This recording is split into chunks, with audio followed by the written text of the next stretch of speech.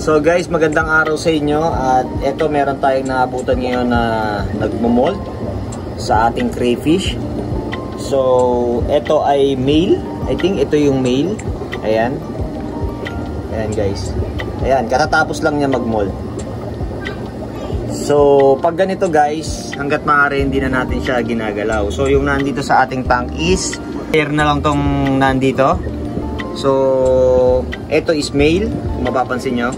So eto guys, is sobrang lambot pa ng katawan nito dahil nga kakatapos lang niya mag-mold. Ayan, kung mapapansin nyo.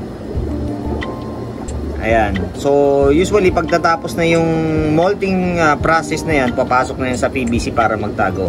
And yung pinagbalatan niya, ayan, yung lumang niyang shell, exoskeleton, hindi na natin yan tinatanggal dyan kasi kinakain nila yan para sa calcium. No, dagdag calcium din yan. So reminders lang sa mga nag-breed, sa mga nag-aalaga ng crayfish. So pag mga ganitong situation, hanggat maaari dapat hindi natin sila dinidisturb. Hindi natin dapat pinagagalaw-galaw yung tank. Or tulungan na tanggalin yung shell na yan habang nagmo-molt. Kasi possible na may stress. So kapag na-stress sila, mas critical yon, no? Maaari silang mag-failed molting or mamatay dahil na-stress din sila. So pag mga ganyan, hinayaan lang natin yan. So yung pag-molt, dalawang klase yan or maraming factors. So nag-molt yung ating crayfish kasi lumalaki, nag-expand, at depende sa biglaang pagbago ng temperature sa tubig. Ayan, maraming factor.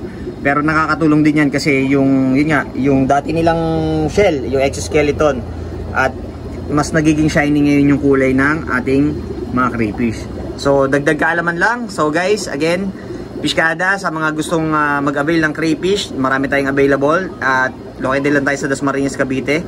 Napakaganda nito kasi kung meron kayong mga backyard area na pwede nyo i-convert sa crayfish farming, sadaling alagaan, mabilis dumami, at pwede nyo gawing pagkakitaan to dahil ang kagandahan dito is marami sila mag-anak and low cost maintenance lang to guys. Ayan, so proper knowledge lang sa pag-aalaga at hindi naman ganun sila totally kadali, kahirap alagaan.